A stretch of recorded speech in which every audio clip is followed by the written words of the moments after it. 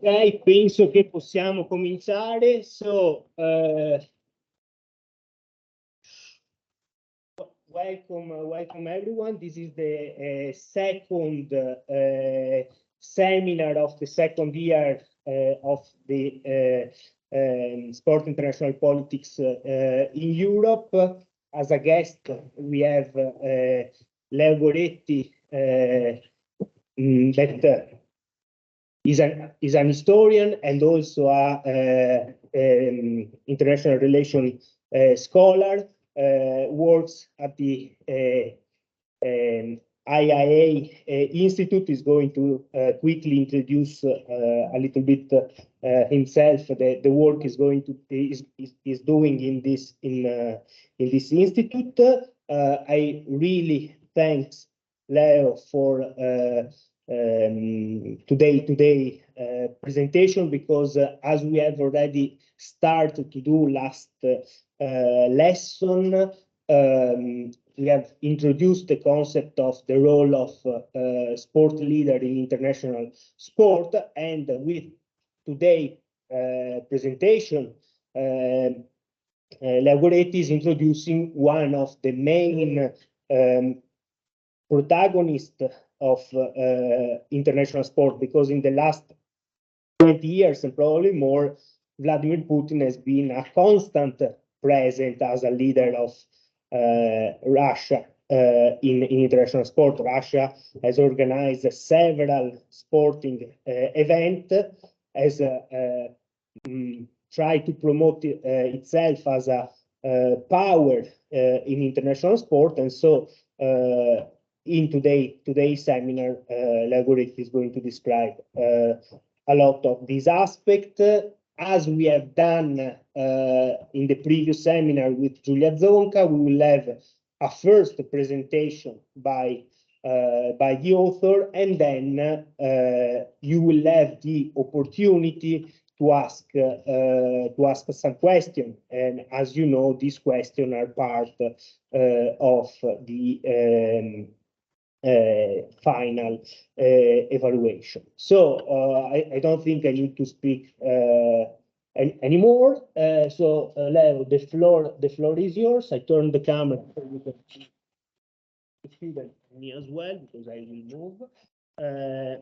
Thank you very much. No, you want to share the slide. So I think we need to do one more thing, that is imposta. No, sai già. You can do it. Perfect. Okay. See, we can see them. Is it working? Yeah, works. Perfect. Okay, fantastic. First of all, thank you so much, Nicola, for the invitation, for giving me the opportunity to discuss these topics with your class. Yes, as you were saying, I'm a historian by background. I started working on the history of what is called workers' sport in 20th century Europe and Italy, especially about 20 years ago. And then somehow life takes strange turns. So I ended up being working for a think tank which is active in the field of international politics and international relations. And so I thought I could bring this research interest of mine into my working activity, research activity, and keep focusing on the relationship between sport and politics, which is pretty much the subject of today's seminar as well. And yes, in this perspective, especially in the last 1 year and a half, I worked especially on Russia, initially starting with the issue of sanctions and kind of the reaction of international sporting organizations to the outbreak of the war in Ukraine last year, and then also trying to have a wider perspective on the sporting policies of Vladimir Putin and the relationship between sport and political leadership, as you were saying, which is going to be the main topic of today's seminar. I'm going to speak, I think, for about 35, 40 minutes, and then, as you were saying, we can have a discussion and go more in depth about specific topics and issues which are related to it. So just to give you an overview of what I'm going to talk about, I will first briefly introduce the topic. Then I will try to provide a historical perspective looking at the tradition of sport in the Soviet Union and how this somehow translated into today's Russia. So continuities and ruptures between the Soviet past and the present kind of Russian sporting landscape. To then move to the leadership of Putin and how sport plays a role in its construction, focusing on different aspects. First and foremost, his own personal image as a leader, as a male leader, which also has obviously some gendered sort of undertones that we are going to briefly discuss.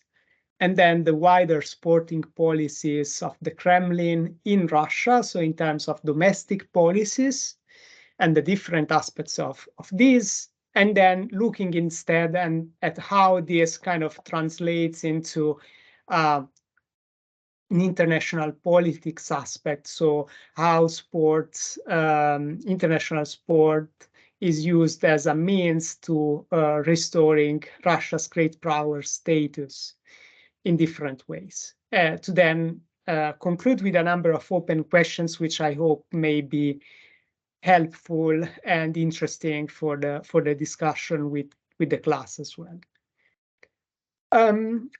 What I want to start from is this.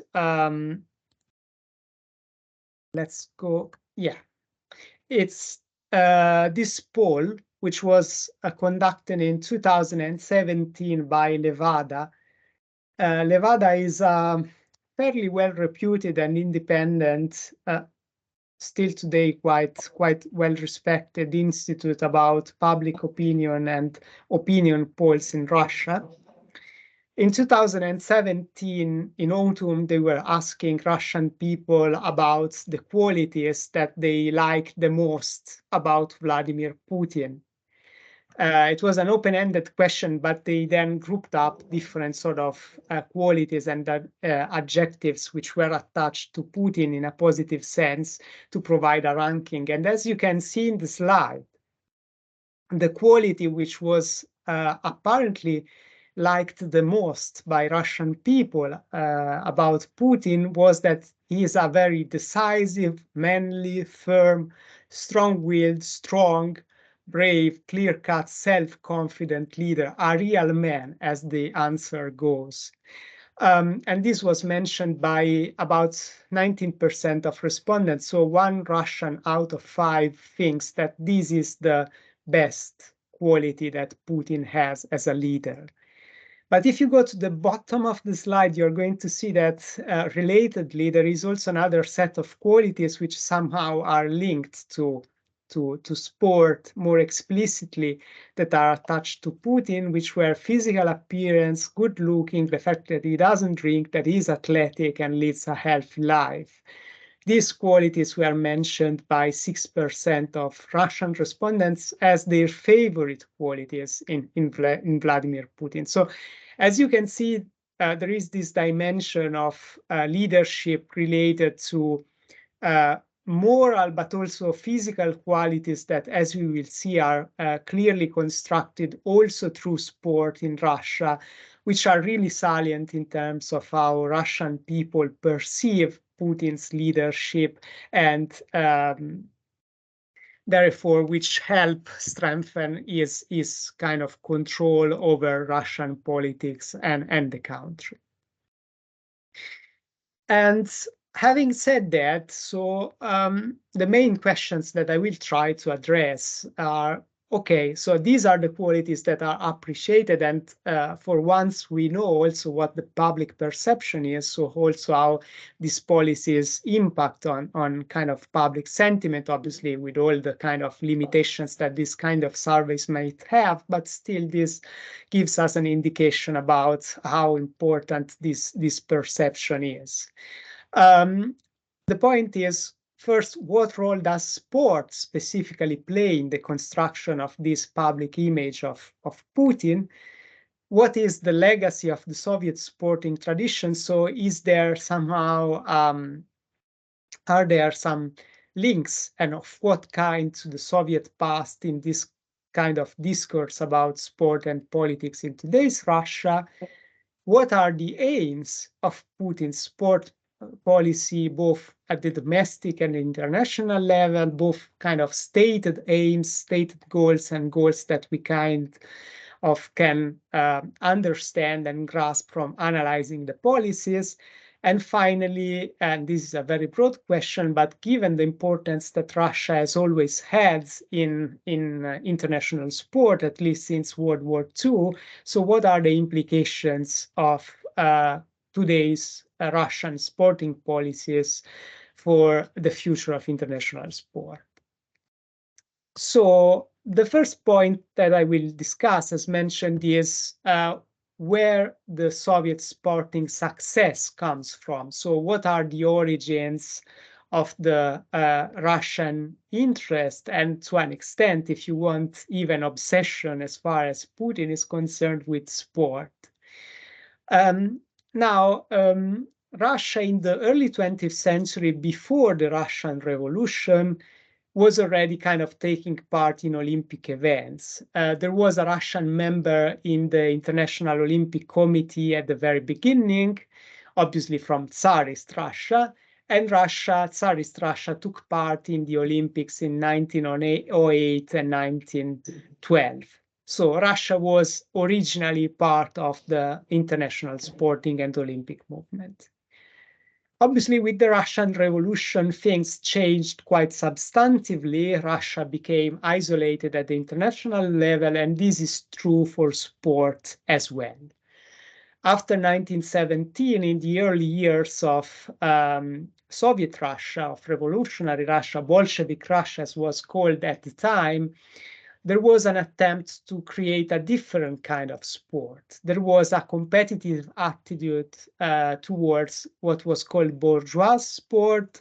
So the official sporting movement was seen as the product of capitalist society, imbued with the ethos of the upper class, the bourgeoisie, and therefore there was an attempt to develop a different sporting model in Bolshevik Russia, which was more linked to mass physical education, less focused on kind of competition and success. This was what it was about in the early years after the Bolshevik Revolution. Also important was the linkage, and this is something which emerged from the very beginning and was going to become a distinguishing feature till today of the Russian sporting world. There was a stronger connection than in other national contexts between the military aspect and sporting education. So this was something which was seen as quite relevant. So having a physically healthy population was seen also as a good means to strengthen the military and defensive might of the country. And in fact, one of the leaders of the international communist sporting international movement, which was built in the early 1920s, was a leader coming exactly from the military ranks. So for about 15 years, from 1921 up till 1938, the Soviet Union was promoting not just domestically, but also abroad, mostly in Europe, an alternative sporting movement which was linked to a more proletarian ethos, which was the so-called red sporting,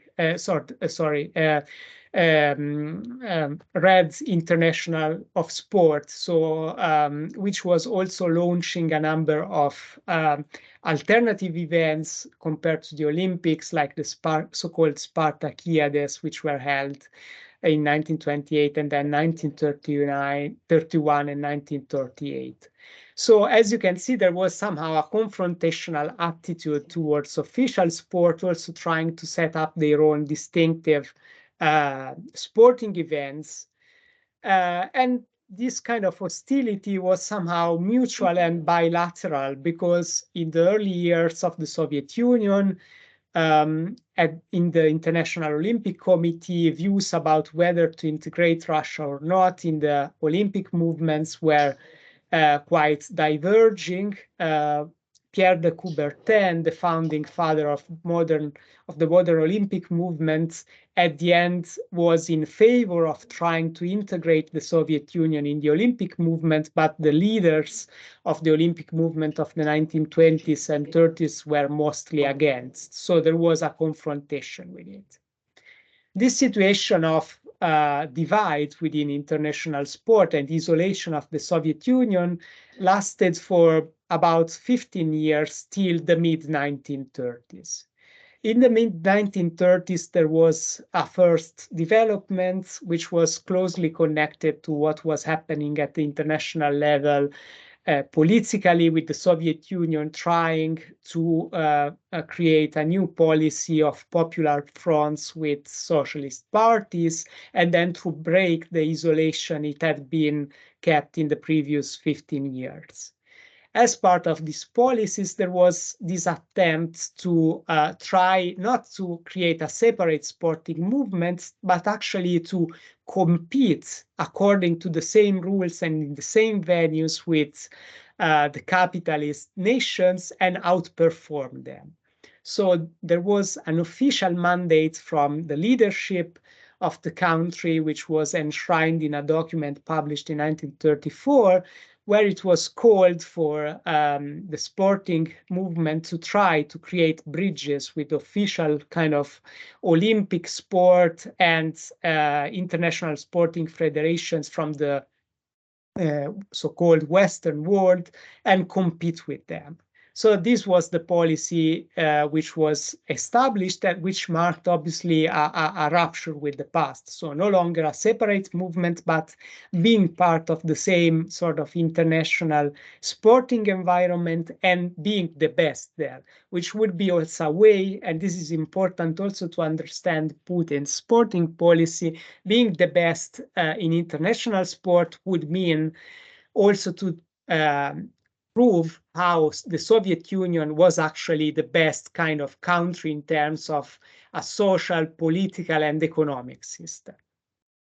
It took a few years for this to properly materialize. There were a number of sporting events which were held more or less unofficially in the 1930s. In 1936, there was a very important football match between Spartak Moscow and a Czech football team, which was won by Spartak Moscow. It was the first time that a football team from the Soviet Union was playing against not a workers' sport kind of football team, but a proper official football team, and it actually won. So, which was seen as a proof of the quality of physical education and sport in the Soviet Union. But for the USSR to be properly part of international events, to become a member of the Olympic family, also joining Olympic events, we will have to wait until 1952. It's quite interesting that for the London 1948 Olympics, so the first Olympics after the end of World War II, the Soviet Union may have been participating in it, but in the end it was the Soviet leadership which decided not to take part in it because they feared that they could not perform as well, as finely as expected. So the decision was to wait for another 4 years till there was a feeling that Soviet athletes and team were adequately prepared to take part in international sport and join then the Olympic movement with the participation in the Helsinki Olympics in 1952, which were also quite important because Finland back in time was a sort of neutral cushion country between the Western and Eastern bloc. So being kind of participating there would also be easier in terms of how the international environment was shaping up. So from 1952 onwards, the Soviet Union and then obviously later Russia were parts were an integral part of the international sporting movement. So they were integrated in it. But what I want to emphasize is that nonetheless, and again, this is important also to understand Putin's sports policies, a somehow distinctive sporting culture was retained in the Soviet Union. You can see here the picture with this worker showcasing his muscles to a pioneer, a young kind of child, kind of trying to be an example for it. So what were the distinguishing features of the Soviet sporting movement, even after the integration into the Olympic movement? There was this strong emphasis on mass sports. So the idea was that excellence in elite sport was the result of a sporting system that was really committed to kind of widening participation as much as possible. So the greater the participation of the Soviet population in kind of grassroots sports activities, the best the results at the international level. And there was this emphasis on physical cultures seen as something which would be good also for not just for kind of success in international sporting venues, but also for the health of Soviet citizens, as well as for the defense of the country. And this is especially sort of evidenced by the introduction of this kind of license, we could call it the GTO, which was basically an acronym which stood for Ready for Labor and Defense of the Soviet Union. It was a training program which was open originally, especially for kind of cadets, but later on the whole population, which was aimed at improving through kind of physical conditioning the qualities of the population, as the acronym said, for labor and defense purposes. So as you see, there is not just the idea of success in sport, but also of an economic benefit and a benefit in terms of defending the homeland, thanks to a healthier and more physically fit population. And there were also some specific disciplines that were sort of developed in the Soviet Union. One of the most important one is Sambo, which is a martial arts which is not particularly well known and popular in the West till nowadays, but which was created in the 1920s and 30s by some kind of officers of the Red Army as a combination of judo and some allegedly traditional martial arts of population from Central Asia and the Soviet periphery. Why is Sambo important? It's because it's considered a national sport, or better, a transnational sport within the sort of Soviet community, which put together different traditions which were indigenous of the Soviet space. And Sambo is something that the current Russian leadership, as we will see, is also trying to push and to promote at the international level. To conclude this part about the Soviet Union, as I was saying, obviously there was this distinctive tradition in terms of sporting culture, but there is no doubt that sport was seen especially as a symbol, as evidence of international prestige. As James Riordan, which is one of the most important historians of sport, put it, well, sport was the only medium, perhaps, in which the communist world was able to outperform the economically advanced capitalist nations. And I put in these slides a sort of table which clearly shows this. These are the medal tables limited to the gold medals from the Summer and Winter Olympic Games from 1952 to 1988. As you may know, like for these editions, the summer and winter games were held the same year. They took separate paths just from the 1990s onwards, from I think Lillehammer 1994, where the Winter Olympics were held in a separate year. But what is relevant here, I colored in green the country out of the two which got the most medals. As you can see, the Soviet Union basically was able to outperform the USA in all the Winter Olympic Games it took part, except for 1952, but I'm not quite sure what the participation there was in terms of the Winter Games. Possibly there wasn't. But in terms of the Summer Olympic Games too, as you can see, after 1952, there were 5 editions where the USSR was able to outperform the USA, which had the lead in terms of the gold medals just in 1964 and 68. Obviously, you can't consider the editions of 1980 and 84 because the US boycotted the 1980 Olympics in Moscow, and the USSR counter-boycotted the Los Angeles Olympics in 1984. So this is all to say how relevant this was for the USSR as a competition field with the capitalist West.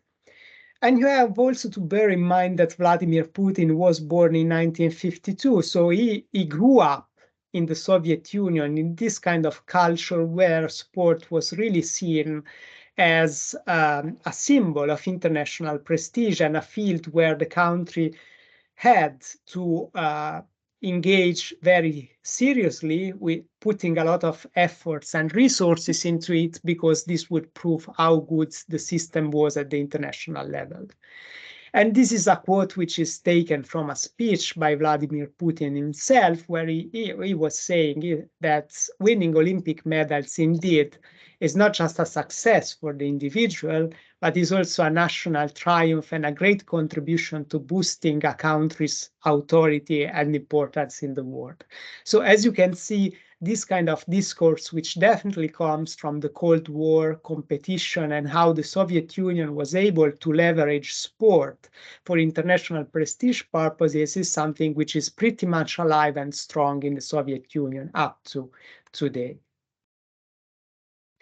But how is Putin himself actually leveraging sport to construct his own leadership? Well, you may be familiar with these pictures of himself, like horse riding or kind of fishing, bare-chested. This was in 2008, 2009, in the Siberian periphery of the Russian Federation. So Putin, as we have seen from the Levada poll at the beginning, is a leader who is very much committed to emphasizing strength and kind of physical prowess as fundamental qualities of his own person and therefore of his own leadership. This is a topic that has been studied quite widely in the literature, even though not so much with a focus on sport. So there have been studies about the Putin mania, which has emerged since the very early years of his presidency, and which is a phenomenon which somehow resembles the cult of the leaders in the Soviet Union, but it's also different from it because it has been appropriated from below. So this Putin mania and emphasis on his own persona is something which has also been reworked in, for example, pop songs in Russia and so on. And one of the qualities which is emphasized in this kind of discourses, for sure, is physicality.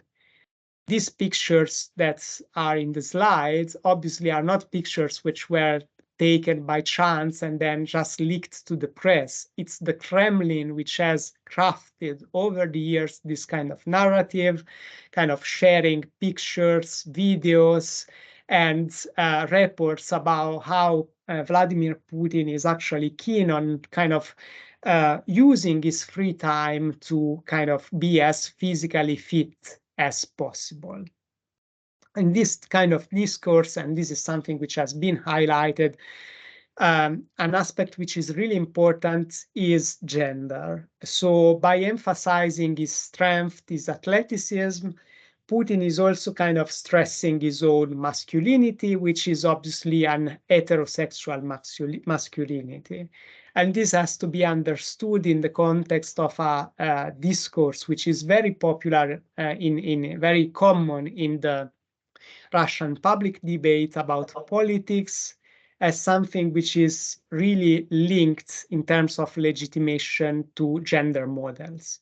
So being able to embody a heteronormative gender model in such a way, becoming somehow an example for the Russian male population, is something which is also a way to legitimize towards the domestic public opinion, Putin's leadership. And again, there is clearly also a desire to mark a neat break with the past, the 1990s in this case. So the official discourse in Russia about the past is that, especially nowadays, well, the Soviet past is seen as a reference point, even though there is some kind of room for criticism, but it's seen as an era where the country was able to achieve great power status, as we have seen also through sport. And this is something that was somehow jeopardized, entered into crisis in the 1990s. After the end of the Soviet Union, the 1990s are now perceived in Russian political discourse as a moment, a phase, a decade of chaos and anarchy and of international weakness.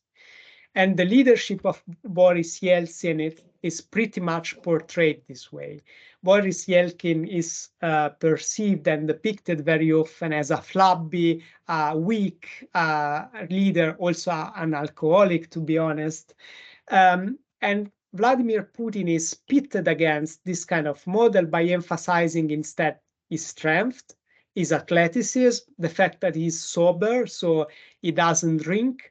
And this is something which kind of displays, obviously, the positive aspects of his leadership, but also kind of there is a sort of metaphoric discourse underlying this, where the strength of Putin is somehow a symbol of the restoration of the strength of Russia as a great power. So after this decade of crisis in the 1990s, where the country had become weak and was no longer able to perform well, as we will see also in the sporting domain, then with Putin's kind of ascendance to the presidency in 2000, the country was actually able to go back to a position of strength in the international system, whereby Putin's strength is a symbol and obviously also a reason for this.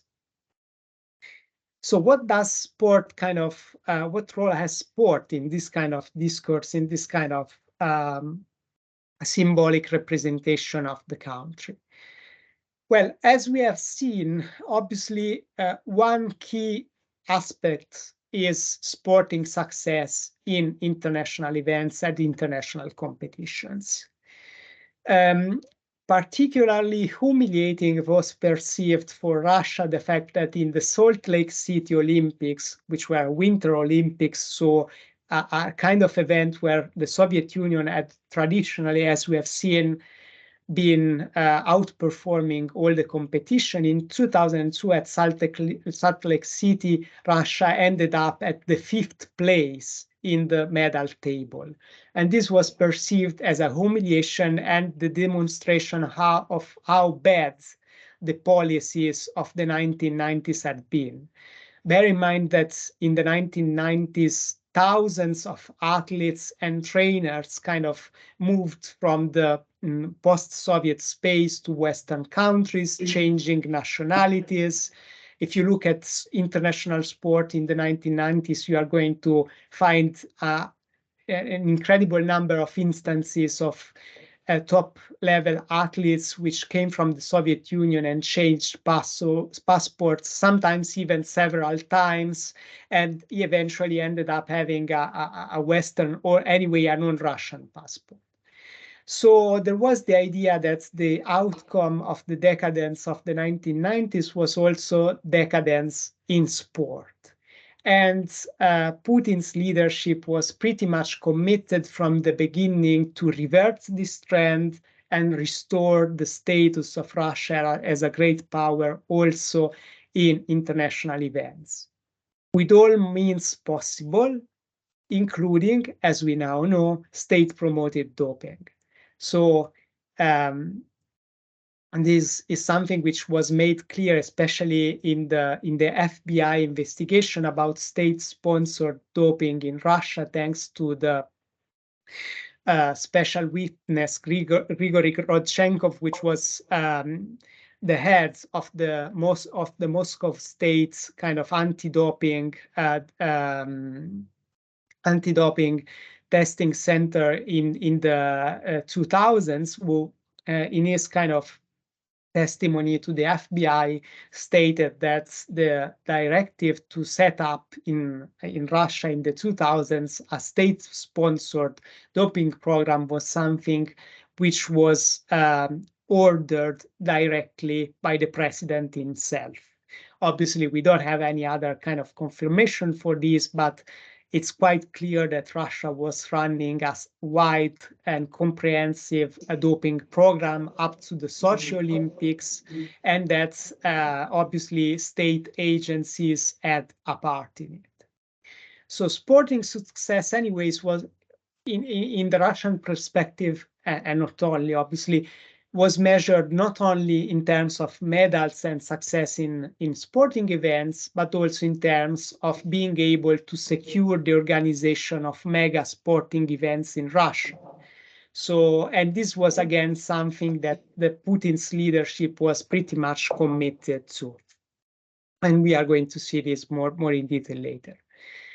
But what is also interesting is like that even in his own biography, in his own kind of storytelling about his person and his leadership, Vladimir Putin is very keen on emphasizing how important sport is.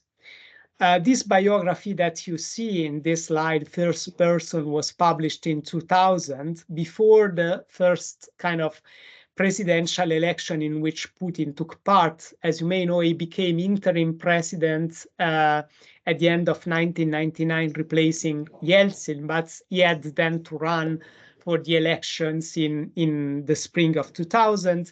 And towards that election, he released this book, which was based on a number of interviews that he was kind of conducting with journalists in Russia. And this book obviously is, well, it claims to be an astonishingly frank self-portrait, but as has been highlighted, it's a very kind of carefully constructed sort of story that Putin was kind of telling about himself, where everything is said for specific political reasons. And in this kind of biography, Putin talks specifically about his passion for sport.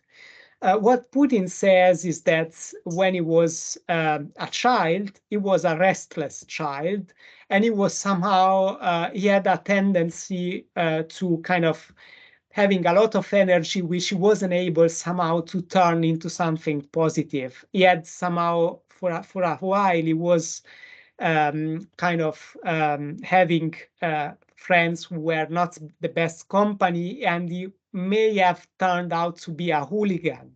This is how he describes his childhood. When he was 10, 11, he was this sort of very, very kind of restless and reckless child. And the way he managed to turn this energy, this sort of character into something positive was through sport. What he says in the book is that when he was 11, he met his kind of sambo and judo trainer, to whom he was a sort of very close for the rest of his life. And this person was able to show him how, through the practice of sambo and of judo, he may actually kind of obviously not only channel this kind of physical energy into something positive, but also build his own character and moral qualities such as kind of resolution, endurance, self-control, and the ability to see the strength and weaknesses of opponents. And in the story about himself, Putin keeps kind of emphasizing how important judo was from when he started practicing it at the age of 11 till his years as a university student, always emphasizing this kind of the qualities, the moral qualities that he was able to achieve and develop through the practice of judo, including the fact that he stopped drinking because he had to be physically fit for the competitions, and then he never indulged into this bad habit, which is considered as one of the kind of most kind of feared vices that male Russian people can develop in their kind of adolescent years and then adulthood. So there is a very strong narrative about Putin and how love for sport is something which has been able to construct and hone his leadership skills. If you go to the Kremlin's webpage, there is a whole section in the webpage of the presidency of Russia, which is about Putin's love for sports. Obviously, as I was saying, judo and sambo are very prominent in these descriptions because are the sports that Putin started practicing as a child, and because they are considered sports which are foundational in terms of his own leadership skills. As you can see here, not just physical skills, so strength, reaction, and endurance, but also moral skills such as self-control, anticipation, and respect for the opponents. So judo is a sort of philosophy that the president claims to be sticking to in his behavior as a leader as well. Sambo is also important, and I want to emphasize this because, as I mentioned before, Sambo is also a sport which underlines somehow a specific trajectory of Soviet and then Russian kind of physical culture, which is not entirely consistent with the Western trajectory of sport. It's an indigenous sport, it's a national sport, which has very clearly a connection with military training still nowadays. There are different versions of it. There is a combat sambo and then kind of non-combat sambo, but combat sambo is also recognized as a sport nowadays. And Putin not only is someone who used to practice it and allegedly was kind of a champion of sambo of St. Petersburg, or what was back in time Leningrad in the 1970s.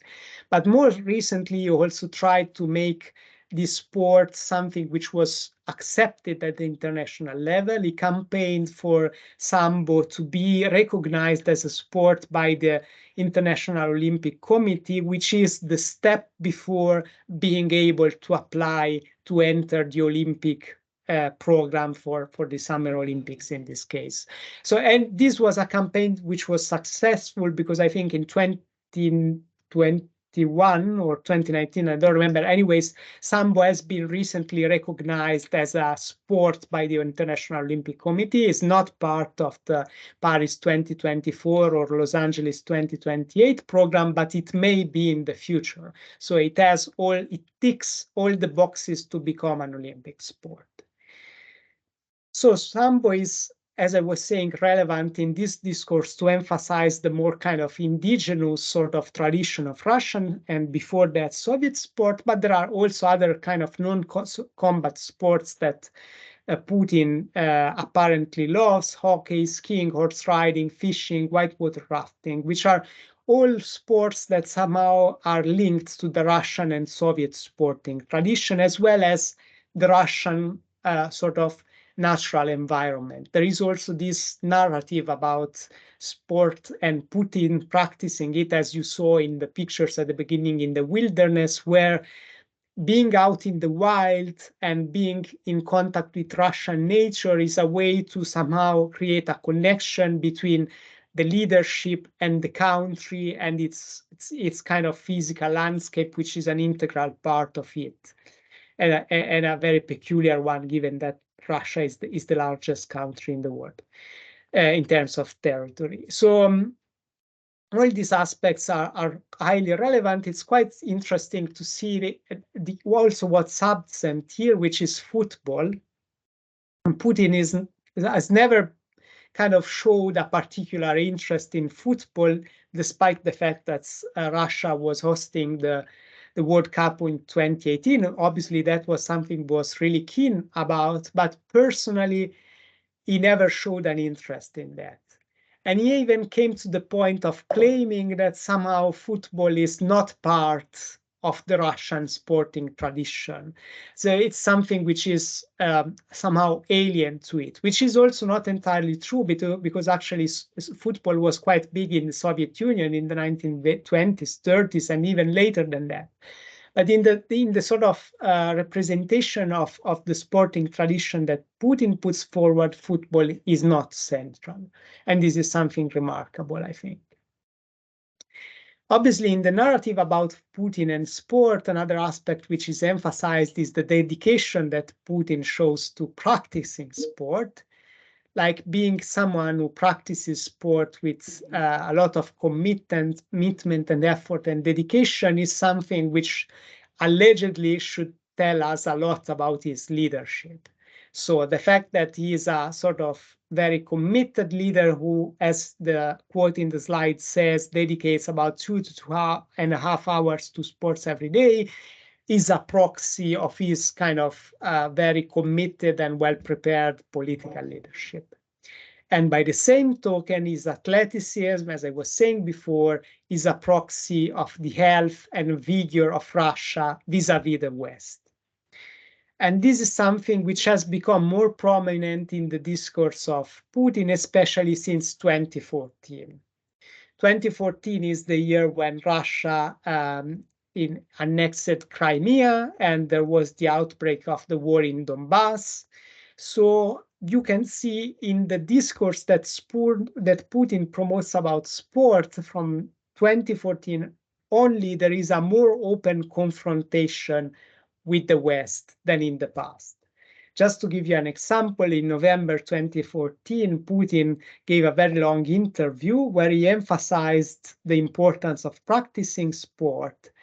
And he said that this is important because it helps kind of build up the immunodefense, which is necessary also for a state to suppress the centrifugal forces seeking to pull the state down. So again, you can see the parallel, which is drawn very explicitly here. Practicing sport is something which creates a healthy body. By the same token, the country should kind of become healthy to withstand, to counter the threats which come from unhealthy tendencies from within, like political opposition or separatist tendencies. And in the same interview, by the way, Putin claimed that Russia is stronger than everybody, stronger. So again, this very kind of clear emphasis on the physicality of it. Obviously, this whole discourse revolves around Putin's kind of body and personal dedication, but there is much more than that in the sporting policy of the Kremlin. The sporting policy which is promoted by the Russian leadership at the moment is centered on mass sports participation. And you can see here the continuity, as I was saying, with the Soviet sporting tradition. The idea is to try to involve as many people as possible in sports. The declared aim was to get 50% of Russian people to practice sport by 2024. very recently, Putin claimed that this threshold had been somehow reached. It says that nowadays 53% of Russian people practice sport or on a regular basis, not on a daily basis, but on a regular basis. And the new goal is to reach 70% by 2030. So there is the idea that Putin is setting the example, and the Russian population should kind of somehow follow this example and be equally fit and committed to sport as Putin is. What are the purposes of this policy, the declared ones and the hidden ones? Well, obviously there are so-called kind of demographic goals. Russia is a country that had this shock of going through a period after the fall of the Soviet Union where life expectancy in the country declined. And this was something, so the public health, so to speak, was actually decreasing compared to the past. And this is something that the leadership now is committed to improving. So through kind of a mass kind of participation in sport, Russian population should be able to be fitter and then to be healthier, and then to achieve a kind of a better and longer life. Okay. Then there are social and educational goals, which are explicitly mentioned. So by offering the possibility to participate in sports to all Russian children and teenagers, the idea is that they can kind of build up those qualities that Putin himself, as this sort of hooligan child, all of a sudden was able to develop thanks to sport. And this parallel is drawn explicitly by Putin himself, referring to his own past. It's not something which is just there in the analysis. It's something which is a recurrent trope. So the idea is then to focus on youth sports, because that is something which is going to be good in terms of bringing up healthier generations, not just physically healthier, but also in terms of their behavior, their mental health, their kind of attitude, so to speak. And then there is obviously a defensive goal, which is also quite explicit. So the idea is that having a healthy population is also something which is going to benefit Russian defense, because a well-trained population is going to be more easily and more effectively employable in the army. Again, you can see here that how Putin, and it's not by chance that this quote is from 2014, so after the annexation of Crimea, after the Donbas war had already broken out. Development of mass sports is a vital military aspect for Russia. And this is also kind of highlighted by the fact that Putin decided to reintroduce that GTO program, which I was mentioning before, the Ready for Labor and Defense, no longer of the Soviet Union, but of Russia program, which is meant to provide the population with those kind of basic training, which is physical training, but also somehow pre-military training. And this discourse has also been kind of has become obviously more prominent after 2022 and the outbreak of the full-scale war with Ukraine, right? So there have been a number of initiatives that have been taken recently to kind of make this kind of connection between sport, mass sport, and kind of military training more explicit. And finally, international goals. And this is, again, another avenue where kind of where the sporting policy of the Kremlin is pushing very, very clear kind of objectives at the international levels. In different ways, as I was saying. First of all, there is the issue of being able to top the medal table to showcase the country's prestige. We already talked about this. The other issue is organizing mega sporting events. And here I tried to put a list of the most important ones which were organized in the last decades, not just the Winter Olympics and the World Cup, but also before that, the Summer Universiade in Kazan in 2013.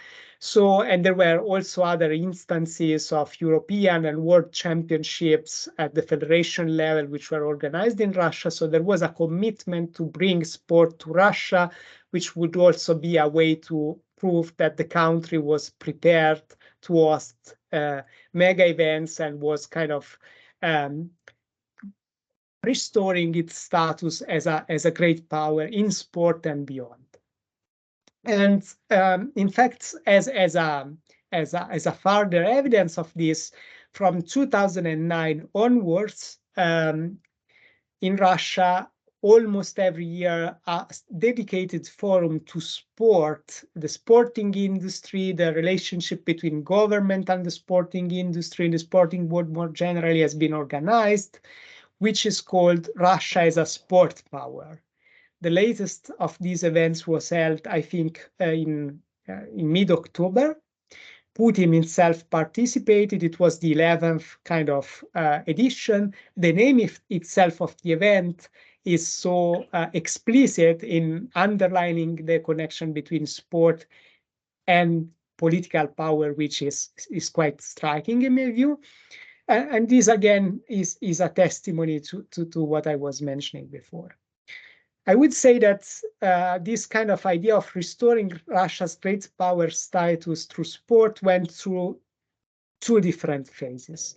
The first decades, say up to 2014, the first 15 years basically of the presidency, or he was not president between 2008 and 2012 when he was prime minister, but nonetheless, the first 15 years of Putin's rule, so to speak, in Russia was dedicated to kind of reintegrating Russia in the sporting world with this kind of full status as a great power.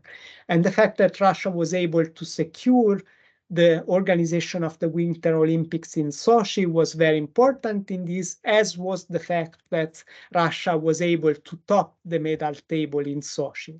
So 2014, you have, with the Sochi Olympics, Russia being really truly back to its status as a great power. It's organizing an Olympic Games edition. It's winning the medal table. There is no longer any doubt from Putin's perspective that the mission is accomplished, as he also said. But 2014, and actually exactly the same days where the Olympics in Sochi were held, were also the moment where there was the decision of the annexation of Crimea, and then to raise the level of confrontation with the West and at the international level, kind of violating international law and putting forward the new idea of Russia as one of the poles of power in a multipolar world. So in a way, from 2014 onwards, the narrative changes. Russia has no longer any need to show that it is a great power because it has already showed that it is through sport. The point is to kind of show how kind of the point is that from 2014, the confrontation with the West becomes a central trope in the Russian sports narrative for several reasons. First of all, because there are a number of sanctions which are imposed on Russia in the sporting domain. First of all, due to the sporting doping scandals that I mentioned before, the state-sponsored doping program, and most recently, after 2022, the invasion of Ukraine. So the argument goes that the West is politicizing sport and is trying to kind of play dirty against Russia in this field, kind of boycotting it, making it no longer a full kind of status citizen of the sporting domain. And here is the first avenue of confrontation with the West. But relatedly, there is also a confrontation which pertains to the discourse on human rights, which is becoming more and more relevant in sports, and which is something which the Russian leadership is quite hostile against, especially LGBT rights, but not only. Putin has been consistently saying that human rights in sports mean politicizing sports, and then is something which should not become an issue in the international sporting world. As far as LGBT rights specifically are concerned and transgender participation in sport, Putin actually leverages this kind of discourse to say that what is happening is that the West is displaying its moral decade, as he called it, in sports as well. Obviously, there is are kind of interesting issue here. As we saw before, sport is really important in the construction of Putin's leadership, also as a masculine, as a male leader. So questioning LGBT rights in sport is also a way to kind of preserve like the heteronormativity of his image constructed through sport, and then to reinforce this kind of discourse. To conclude, so and then we can discuss these various issues. So the Russian discourse on sports and the policy and the sports policy which have been developed in the last 20 years under Putin have served different purposes. There is the construction of Putin's leadership himself as a reliable, decisive, resolute, strong, authoritarian leader. So there is the idea that through sport, it is possible to strengthen the domestic front for the reasons I was saying in terms of having a healthier and kind of better equipped population, also in terms of kind of military training. And finally, there is the issue of kind of having the status of Russia restored at the international level and having competition with the West unfold in the international sporting domain as well. And in these different domains, as we saw, there are quite clear continuities also with the Soviet sporting tradition and the sporting past. Now, this also kind of poses a number of open questions. I'm just mentioning two to conclude. Well, the first of this question is, what is the future of Putin's Russia in international sports in light of its current suspension from it due to the Russia-Ukrainian war? But bear in mind that there are also issues pertaining to doping, which keep haunting Russia. So is Russia going to be able to be reintegrated in the international sporting domain? Is Russia going to try to set up its own sporting events? There are hints about this.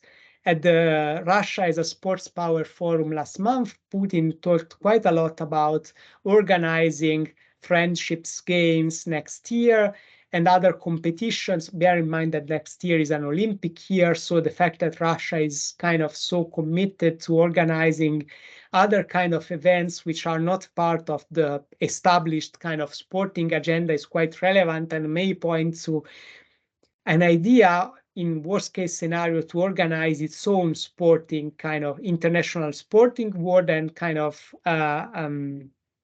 schedule.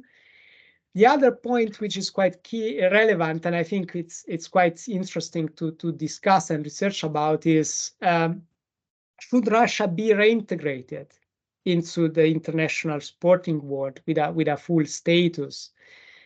What would be the position that Russia would take with regard to human rights and especially LGBT rights in international sport?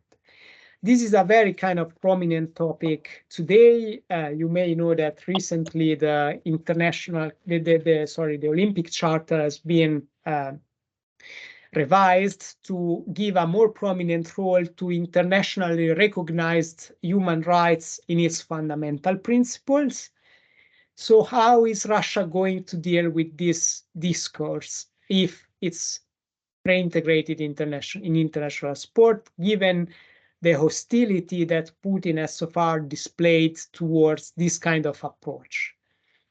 Now, this is something that we will just know in the next few years. I'm going to stop here and kind of leave the floor to Nicola and to you for any kind of comments and questions that you may have.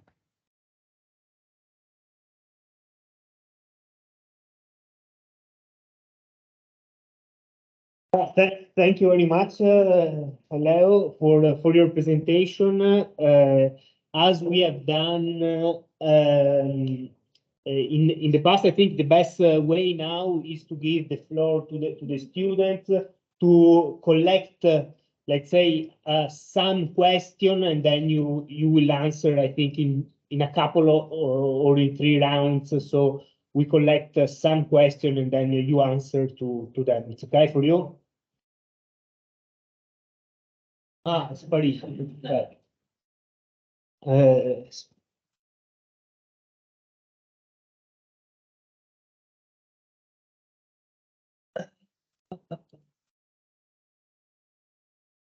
No, ok, sei rientrato, perfetto.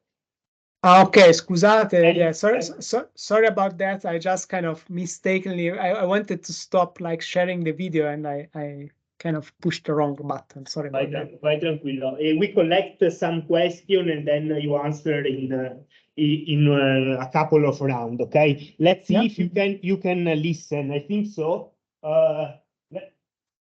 Raise your hand. Want to ask question? Okay. Let's start from you that you are that you are in the back, so we can listen. Okay. Connected to the topic problem. Okay. Senti? Not so well. If you can come closer to the PC, I think where Nicola is fine, but I guess I can't hear from the back of the room. Connected to the doping problem mentioned earlier, how much influence does the Russian government have within Russian Sports Federation, and in particular, how relevant was its role in the doping issues in 2016? Yeah. Ne prendiamo un po', diciamo, Yeah, it's fine. Okay. So what do you think about the nowadays situation after the invasion of Ukraine, where the Russian athletes are not able to represent themselves with the Russian flag? Do you think it's a fair solution or probably not so fair? Just one comment on this. Let's try to, because it is going to be the topic of next presentation, and also the conclusion of Leo was perfect in somehow to launch what we are going to discuss. Let's try not to ask too many questions on the Russian and Ukrainian crisis, not because we are not going to talk and I will answer on this, but just because we are going to discuss on this more, and I think it's very interesting to ask questions also on today's lesson and on the role of political leaders. But thank you a lot. Next. Louder. You can say that Russia and Vladimir Putin used sport as a soft power than for the ideology of sport. Right? Yeah, I didn't hear this one. Nicola, can you tell me what it was? Yeah, if you can repeat it. The question was if I well understand, if Putin, if we can say that Putin has used sport as a form of soft power. Mm-hmm. Okay. Qua c'era?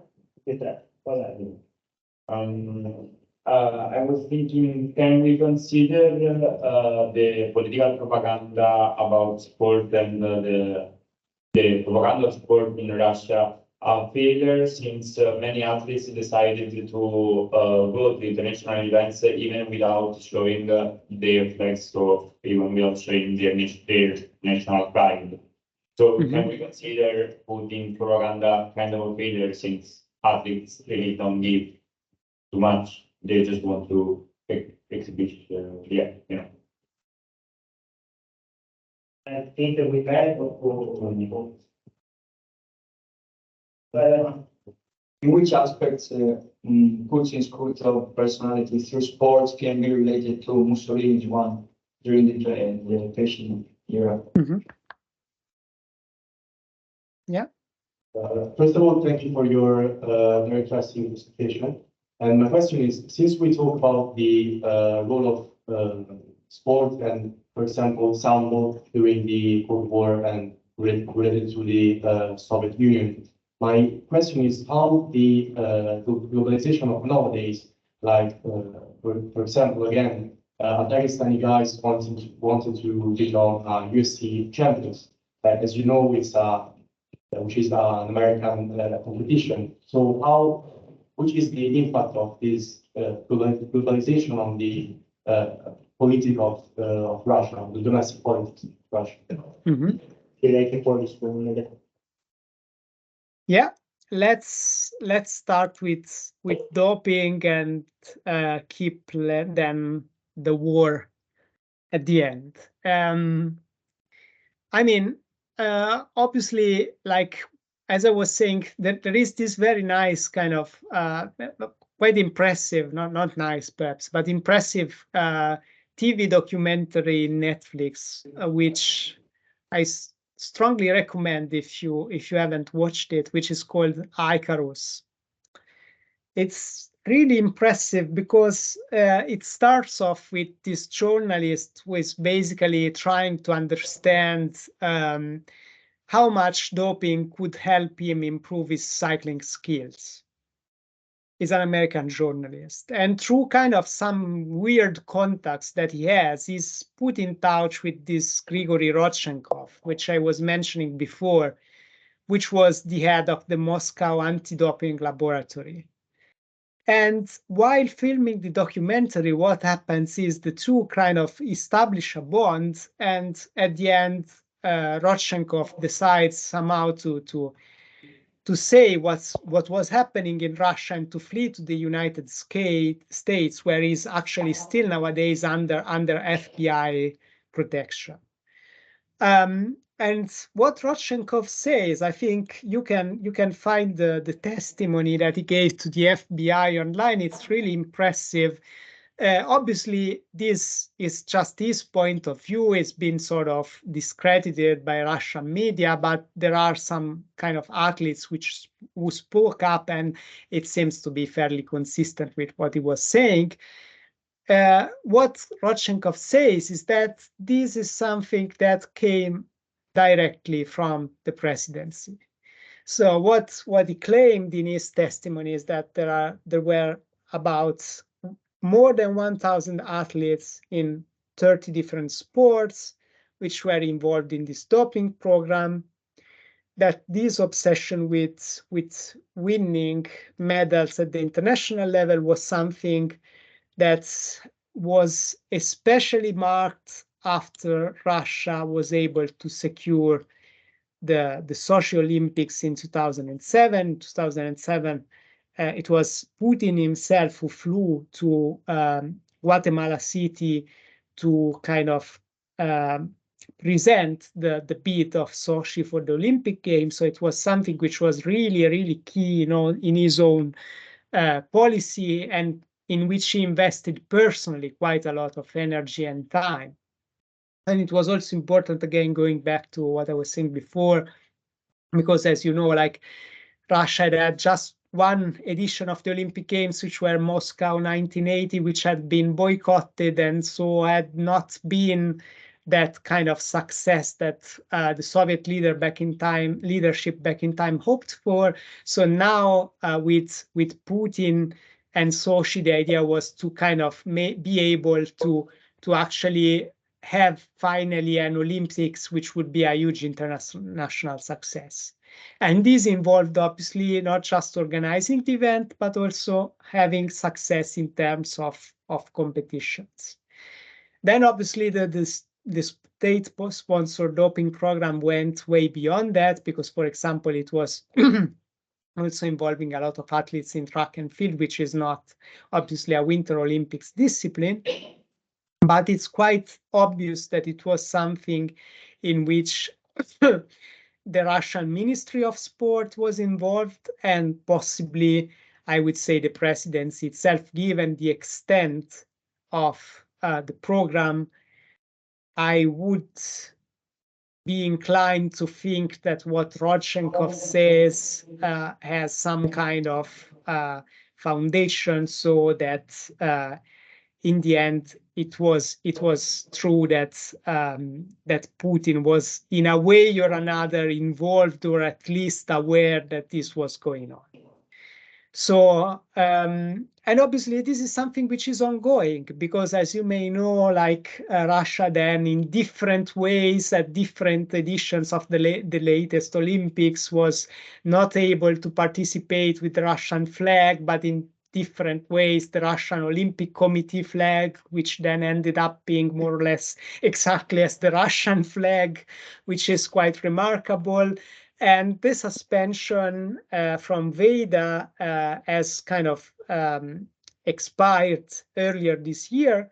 now Russia is kind of excluded from sport, from international sport for other reasons, but still there is a debate about whether also with regard to doping it should be rehabilitated or not, because the case, for example, of the skater Valieva in the Beijing Winter Olympics last year doesn't seem to bide particularly well for the fact that the Russian anti-doping program now is up to standard and compliant with the regulation which are set by WADA.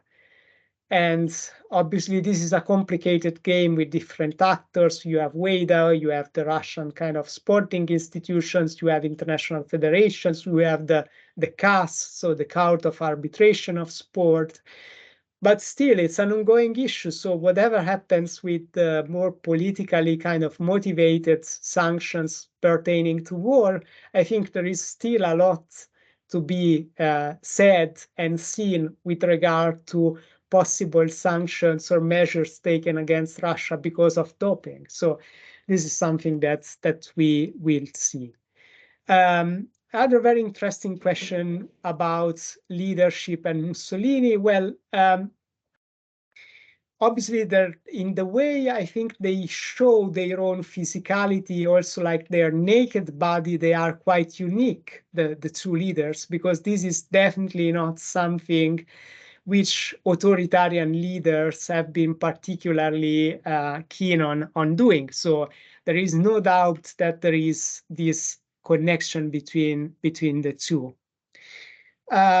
Anyways, even though that may sound strange, but there were other leaders in Soviet times which were interested in sport and were also interested in showing themselves in public while doing sport. This was not surely not the case for Stalin, who totally kind of disliked it. Also, Nikita Khrushchev was not a huge fan of sport. He liked hunting. And there are documentaries about Nikita Khrushchev hunting, which were even made public and were in a way a means to underlining his own masculinity. There is a very interesting paper about this. Brezhnev was more interested in sport. He was actually someone who was quite a sports enthusiast. And again, he was someone who was keen on having himself photographed and filmed while hunting. So possibly he was not kind of as fit as Putin was, but there was a bit of kind of a sporting side in his public image, right?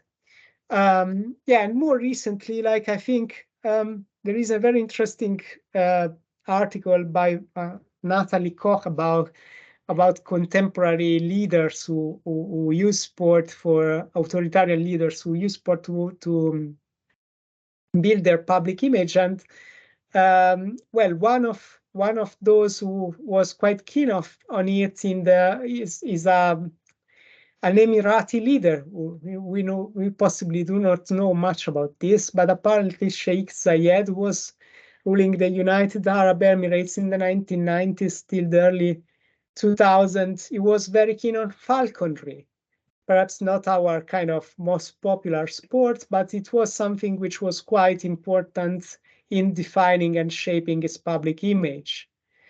Mao Zedong too. He was someone who was in principle keen on swimming. Then there are videos of him swimming, which, well, it's not exactly what you would call swimming, perhaps not at least in a sort of proper sporting way, but still. So there are a few instances of this. It's quite peculiar. I mean, and it also enters on and off the public debate. There was the G7 last year at the end of June in Germany, where I think it was Justin Trudeau and Boris Johnson were trying to make fun of this habit of Putin of having himself photographed naked, so saying, oh, should we take our shirts off? And it's quite interesting that Putin took the time to answer this during a press conference in Turkmenistan. He was saying, well, fine. I'm quite glad that they didn't kind of took their shirts off, because that would have been disgusting, because they are not as fit as I am.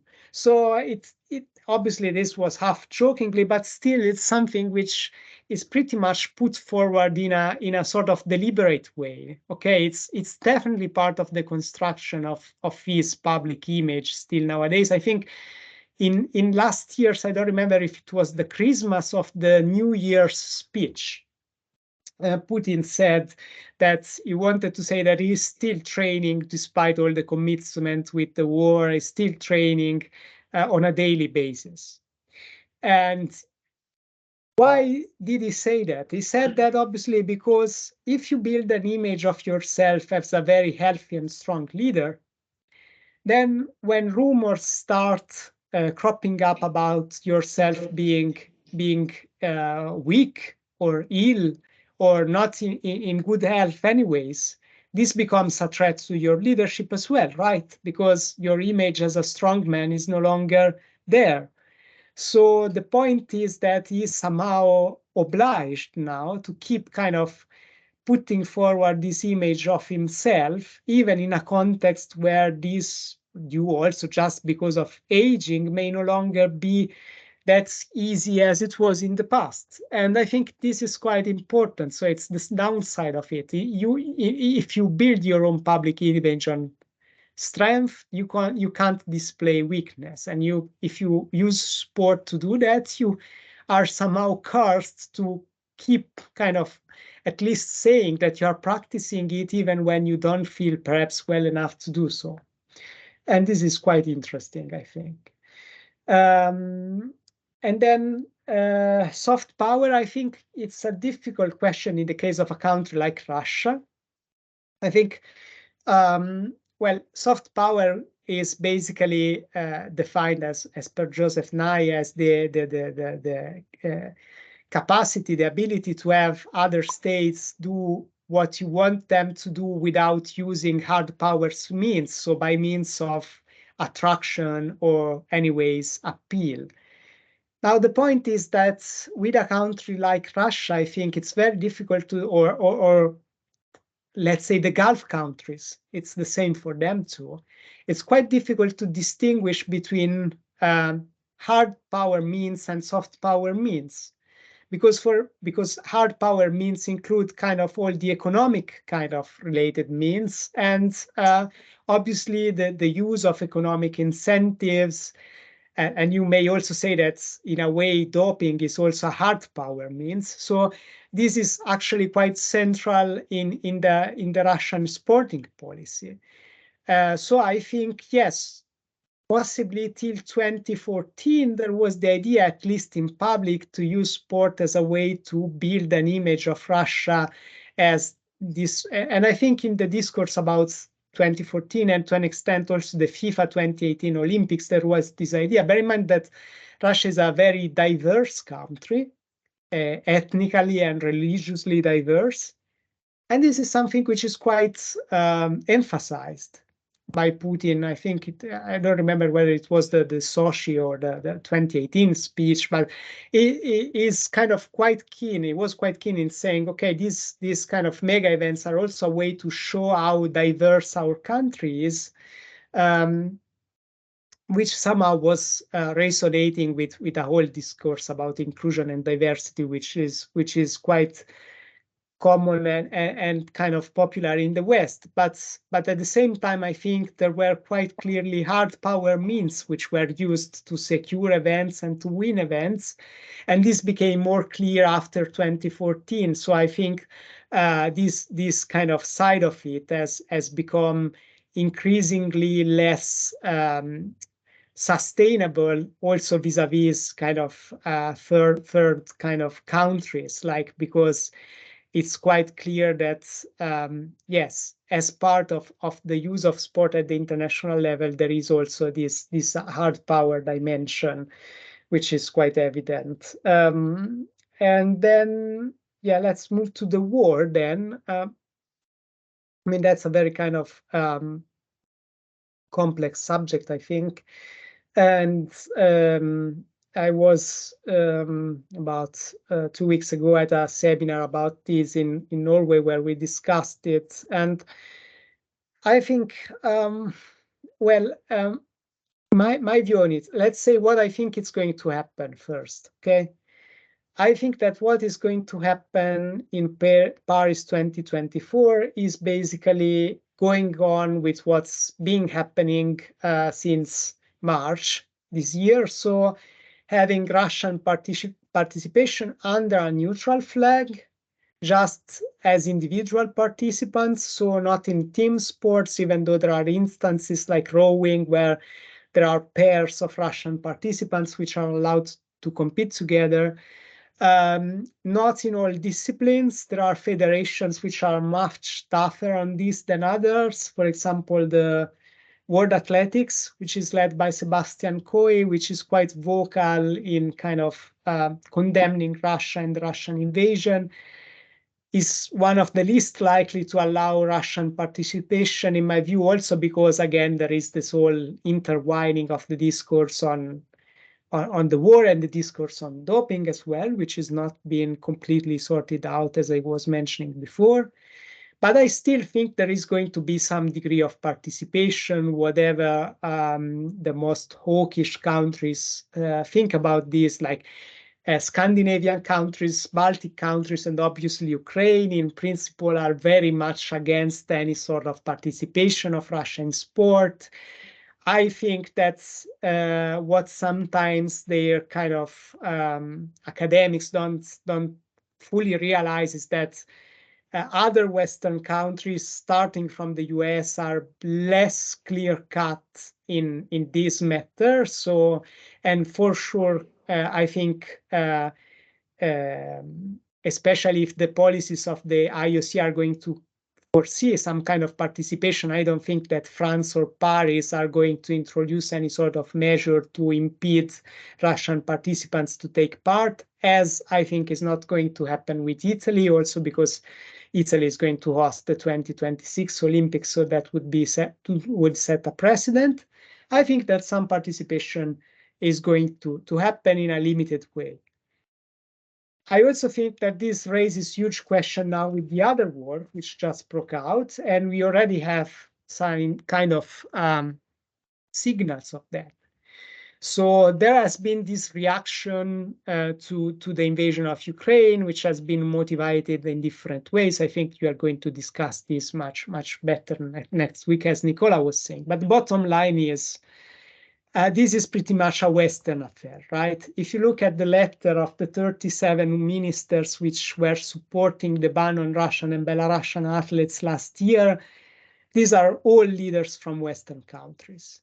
There are no leaders from so-called global South countries supporting this kind of measure.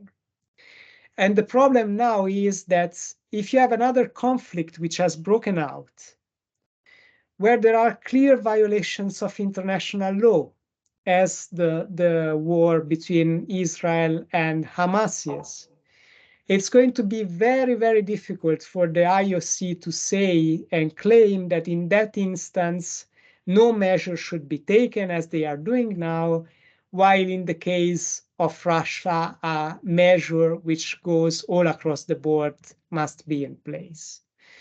So I expect that this is going to be quite a strong debate, and the IOC will have to tread very carefully to be able to keep together different sort of constituencies and these different sort of instances.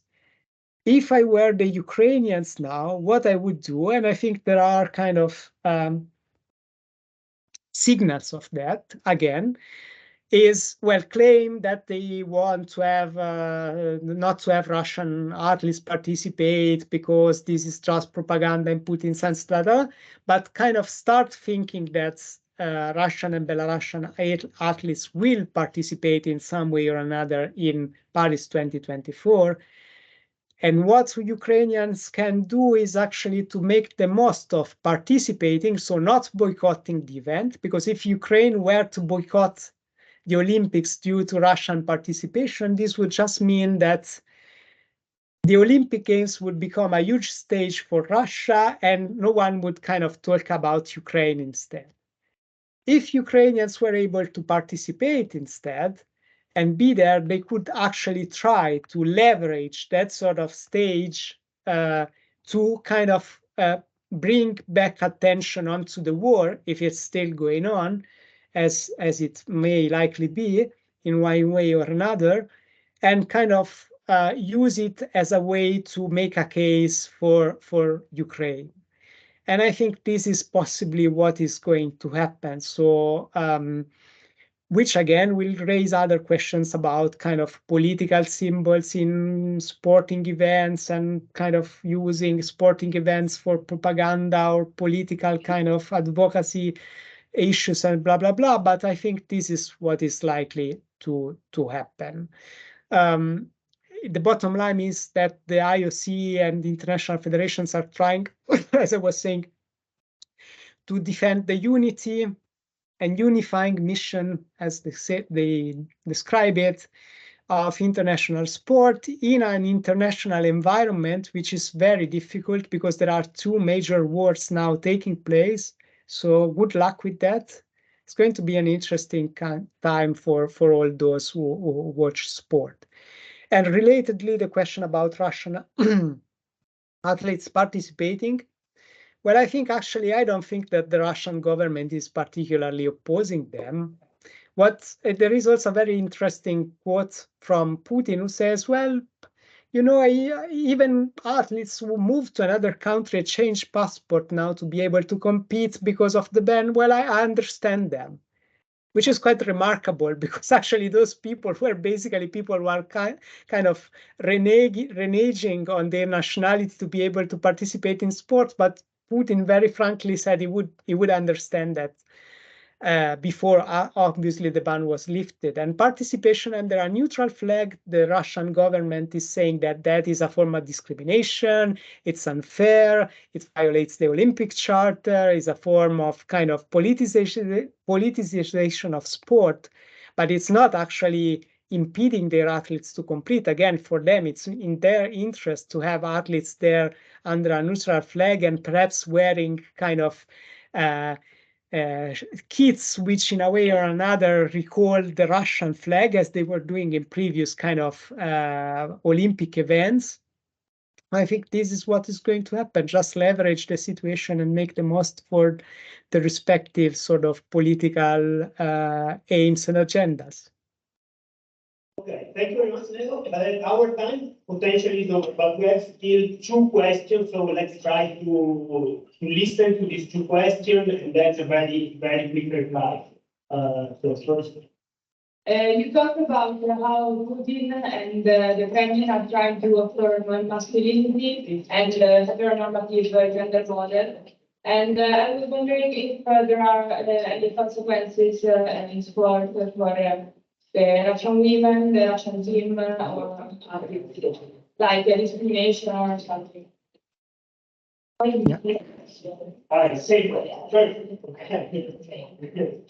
so you 1 minute to reply.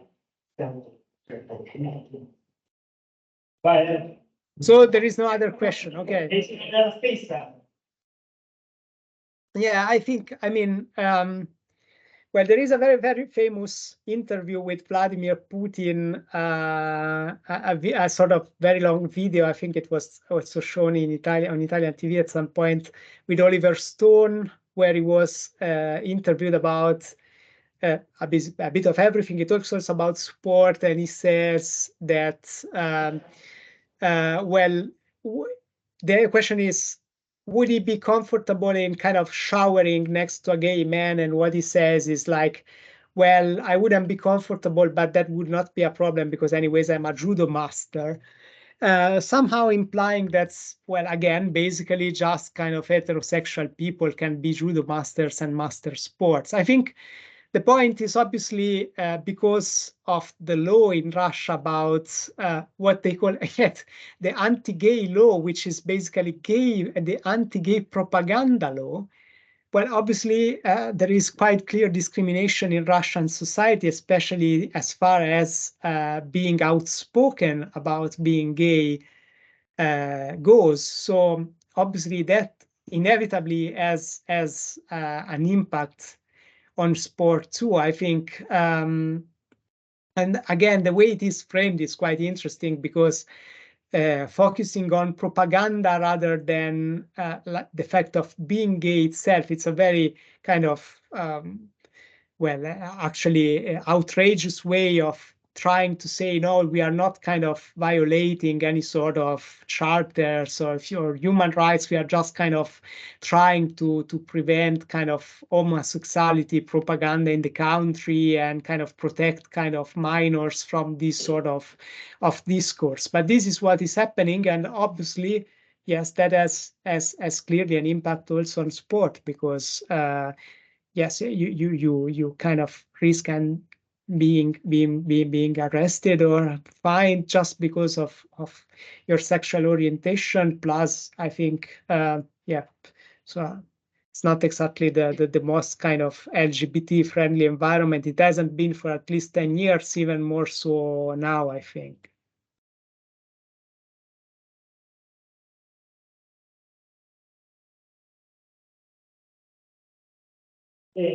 Grazie mille.